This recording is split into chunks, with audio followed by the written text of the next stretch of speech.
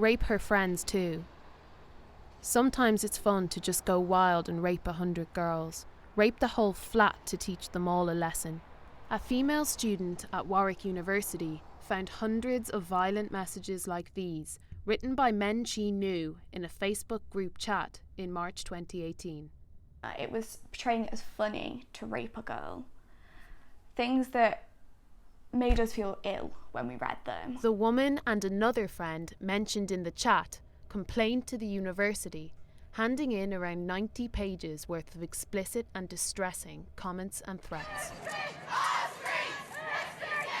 Hundreds of students protested in February after the university announced that 2 of the men behind the chat group, originally suspended for 10 years, would now be returning after just 1 year. The backlash led Warwick to announce an independent review of their handling of the women's complaint. The report highlighted that there was a profoundly unsatisfactory outcome for almost every single person involved. It also remarked that to the external eye, there were other very problematic features connected to processes and procedures and the obvious lack of trust in them. We did get it wrong. And I do apologise.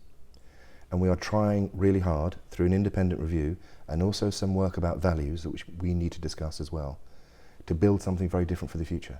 I need to apologise, but we also need to learn and make changes. Much as I'm enjoying this conversation, I don't want to have it with you again in this kind of context, and that's what we're trying to build. Build a system based on values, which is going to deliver for us a much better outcome for all people involved in disciplinary processes in the future.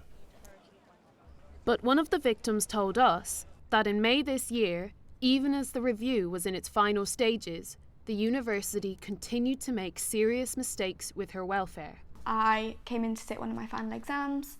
I came into the room where I was supposed to be individually sat. It's something I do for my own mental health, particularly after this case. And I'd been placed in a room with one of the boys who was involved in the case.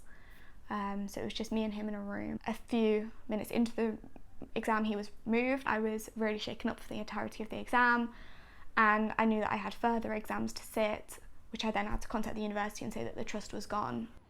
Yesterday, the university also apologised for this incident, calling it a miscommunication. Warwick have accepted the recommendations of today's report in full, but online campaigns like Me Too on campus have led to more students than ever calling out sexual misconduct at universities across the UK, and mean mistakes like those made in this case are not easily forgotten. Larissa Kennelly, BBC News.